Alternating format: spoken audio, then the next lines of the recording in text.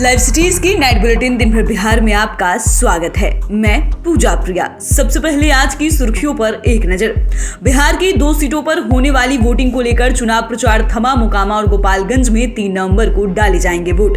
चुनाव प्रचार के अंतिम दिन एनडीए और महागठबंधन के नेताओं ने झोंकी ताकत। अब डोर टू डोर हो रहा संपर्क। नीतीश कुमार ने कहा आरजेडी के दोनों प्रत्याशी उपचुनाव में जीत रहे हैं। तेजस्वी यादव ने बीजेपी पर किया हमला। आरजेडी उम्मीदवारों को जिताने की अपील। गुजरात हादसे पर ललन सिंह ने पीएम मोदी को याद दिलाई बंगाल वाली बात। वोटिंग से पहले सुशील मोदी ने फोड़ा सियासी बम। विलय तक की कह दी बात। चिराग पासवान बोले दोनों सीटों पर होगी एनडीए की जीत। जदयू विधायक बीमा भारती के पति पर जानलेवा हमला। मिथिलांचल में सामा चकवा शुरू। कार्तिक पूर्णिमा को होगा समापन। और बिहार में बदलने लगा मौसम। गुलाबी ठंड का दिखने लगा असर। अब खबरें विस्तार से। बिहार की 2 सीटों पर होने वाले उपचुनाव को लेकर चुनावी भूभू थम गया। इसके साथ ही नेताओं का डोर टू डोर जनसंपर्क शुरू हो गया। वहीं निर्वाचन आयोग ने निष्पक्ष चुनाव कराने को लेकर अपनी तैयारी को फाइनल टच दे दिया है। मोकामा विधानसभा उपचुनाव में 35 sector magistrate, 10 super sector magistrate, 4 zonal magistrate, 2 super zonal magistrate, 5 static surveillance team तथा 3 फ्लाइंग स्क्वाड लगातार एक्टिव है।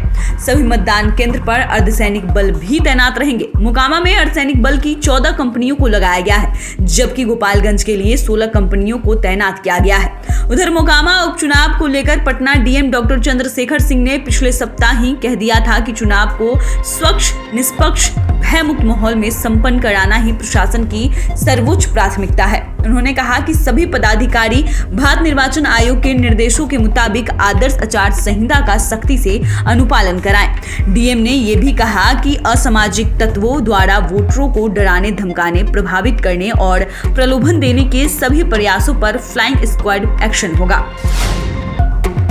चुनाव प्रचार के अंतिम दिन एनडीए तथा महागठबंधन के नेताओं ने पूरी ताकत झोंक दी। मोकामा और गोपालगंज दोनों ही सीटों के लिए खूब प्रचार हुआ। शाम 6 बजे तक प्रचार चला। इसके बाद अब एनडीए और महागठबंधन के नेता डोर टू डोर कैंपेन करने में जुट गए हैं।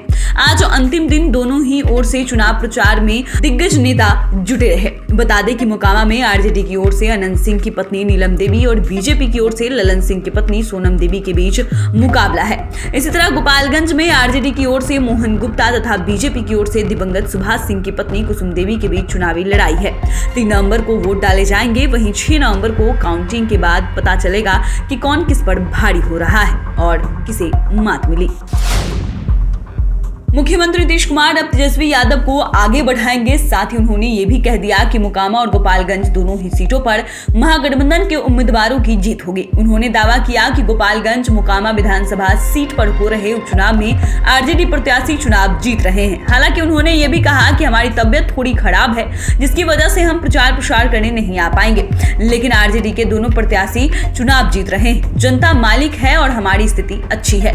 गोपालगंज सीट पर आरजेडी के प्रत्याशी के पर हाई कोर्ट में बीजेपी रीट याचिकाएं दायर करने जा रही है। इस सवाल पर सीएम नीतीश कुमार ने कहा कि इससे कुछ फायदा होने वाला नहीं है। जिसको जहां जाना है वहां जाए। ये सबको पता है कि चुनाव के वक्त ऐसे बहुत से मामले सामने आते हैं, लेकिन होता कुछ नहीं है। मोकामा और गोपालगंज उपचुनाव को लेकर प्रचार के अंतिम दिन deputy CM Tejashwi Yadav BJP पर जमकर बरसे। वे आज दोनों ही जगह सभा को संबोधित करने के लिए पहुंचे थे। उन्होंने कहा कि बीजेपी कोई पार्टी है। दोनों ही जगह पर महागठबंधन प्रत्याशियों की जीत होगी। उन्होंने ये भी कहा कि ये आड़ा और छपरा की लड़ाई नहीं है। ये जीत दिल्ली के सिंहासन को हिला देगा। उनके साथ जदयू के राष्ट्रीय अध्यक्ष ललन सिंह भी मौजूद रहे। कई मंत्रियों ने भी सभा को संबोधित किया। बता दें कि तबियत खराब होने की वजह से नीतीश कुमार चुनाव प्रचार में नहीं गए थे। उन्हें गंगा घाट के निरीक्षण के दौरान चोट लगी थी, लेकिन उन्होंने मीडिया मैसेज के माध्यम से आरजेडी उम्मीदवारों को वोट देने की अपील लोगों से की। गुजरात के मोरबी शहर में बीते रविवार को मच्छू नदी पर एक केबल सस्पेंशन पुल ढह गया था। इसमें अब तक 134 लोगों की मौत हुई है, जबकि 100 से ज्यादा लोगों का अस्पताल में इलाज चल रहा है। इसे लेकर जदयू के राष्ट्रीय अध्यक्ष ललन सिंह ने पीएम मोदी के एक भाषण का वीडियो शेयर किया। साथ ही उन्होंने ट्वीट कर पीएम नरेंद्र मोदी पर तंज भी कसा है। दरअसल टैग किए गए इस पुराने वीडियो में प्रधानमंत्री भाषण दे रहे हैं। इस वीडियो को शेयर करते हुए ललन सिंह ने लिखा कि गुजरात में चुनाव है। 2001 से सीएम रहे भाजपा नेता नरेंद्र मोदी 2014 से देश के पीएम हैं। मोरवी की दुर्घटना से सभी भारतवासियों का मन व्यथित है, लेकिन आदरणीय मोदी जी बताएं कि वेस्ट बंगाल में ये एक्ट ऑफ गॉड नहीं बल्कि एक्ट ऑफ फ्रॉड था, तो गुजरात में क्या है? अब भी वोट मांगिएगा क्या? बता दें कि पश्चिम बंगाल में चुनावी जनसभा को संबोधित करते हुए प्रधानमंत्री नरेंद्र मोदी ने 2016 में कोलकाता के विवेकानंद रोड फ्लाईओवर हादसे को लेकर बंगाल की सीएम ममता बनर्जी की आलोचना की थी। तब उस हादसे में 27 लोगों की मौत हुई थी और 50 लोग घायल हो गए थे और मलबे में 90 से ज्यादा लोगों को निकाला गया था।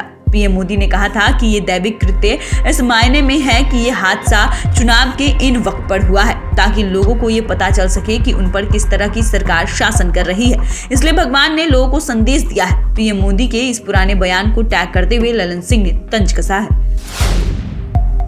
सुशील मोदी ने बिहार उपचुनाव से पहले बहुत बड़ा सियासी बम छोड़ा है। उन्होंने दावा किया कि जदयू के कई विधायक बीजेपी के संपर्क में हैं और वे नीतीश कुमार की पार्टी छोड़ना चाहते हैं। बीजेपी सही समय आने पर फैसला लेगी। उन्होंने दावा किया कि मुख्यमंत्री नीतीश कुमार की जदयू में भगदड़ मची है और उनकी पार्टी के कई विधायक बीजेपी के संपर्क में हैं। साथ ही जदयू का जल्द ही लालू प्रसाद यादव की आरजेडी में विलय होने वाला है। मोकामा और गोपालगंज विधानसभा सीट पर उपचुनाव के लिए वोटिंग से ठीक पहले सुशील मोदी के इस बयान पर बिहार में सियासत गर्मा गई है।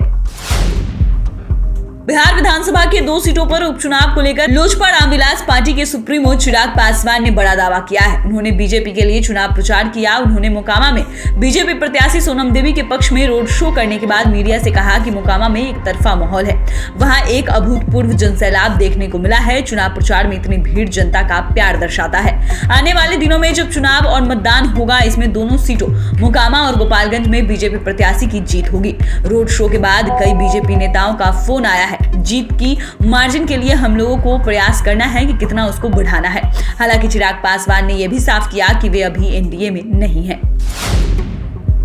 रुपौली विधानसभा के जदयू विधायक बीमा भारती के पति सह भवानीपुर के पूर्व प्रखंड प्रमुख अवधेश मंडल पर सोमवार की शाम 4 अपराधियों ने जानलेवा हमला कर दिया। अपराधियों के हमले में पूर्व प्रमुख बाल बच गए। अवधेश मंडल के निजी गार्ड एवं सोनमा गांव के दर्जनों लोगों के द्वारा हमले का विरोध किए जाने पर चारों अपराधी भाग खड़े हुए। इस संबंध में अकबरपुर ओपी के 2 नामजद एवं 2 अज्ञात के खिलाफ मामला दर्ज कराया गया है। पूर्व प्रमुख ने बताया कि छठ पूजा के बाद वो अपने निजी गार्ड एवं कुछ लोगों के साथ सोनमा गांव स्थित बाड़ी चौड़ गए थे। बाड़ी चौड़ में 4 अपराधी अचानक पिस्टल तानते हुए हमला कर दिया, जिसके बाद वहां मौजूद निजी गार्ड एवं स्थानीय लोगों ने किसी तरह पूर्व प्रखंड को बचाते हुए अपराधियों के हमले का विरोध किया। अवधेश मंडल पर हमले की जानकारी मिलते ही गांव के काफी लोग वहां इकट्ठा हो गए। लोगों की भीड़ एवं पूर्व प्रमुख के गार्ड के द्वारा मोर्चा संभालने के बाद चारों अपराधी मौके से भाग खड़े हुए। मिथिलांचल में लोक आस्था का पर्व सामा चकेवा आज से शुरू हो गया है। सामा चकेवा की खरीदारी के लिए जितवारपुर हसनपुर स्थित प्रजापति समाज के घर पर लोगों की भीड़ जुटी हुई है।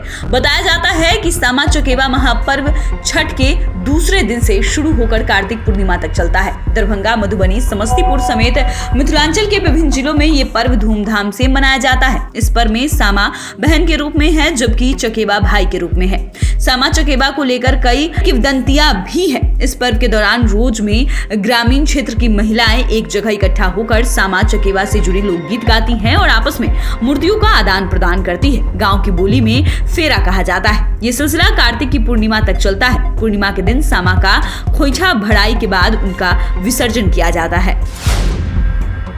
बिहार में मौसम का मिजाज बदलने लगा है। पटना समेत पूरे राज्य में उत्तर पछुआ हवा चल रही है। फिलहाल इसके कारण मौसम शुष्क बना हुआ है और तापमान में धीरे धीरे गिरावट आ रही है। अगले 5 दिनों तक मौसम ऐसा ही बना रहेगा। वहीं सुबह और शाम हल्की ठंड का एहसास होगा। मौसम विज्ञान केंद्र पटना के अनुसार सुबह और शाम के समय तापमान में सामान्य से 1 या 2 डिग्री की गिरावट आने की संभावना है। लोग अब गुलाबी ठंड महसूस करने लगे हैं। तो फिलहाल के लिए नाइट बुलेटिन में बस इतना ही। अगर आपने अभी तक चैनल को सब्सक्राइब नहीं किया है तो सब्सक्राइब कर ले। फेसबुक पेज को लाइक करना ना भूले। वीडियो देखने के लिए आपका धन्यवाद।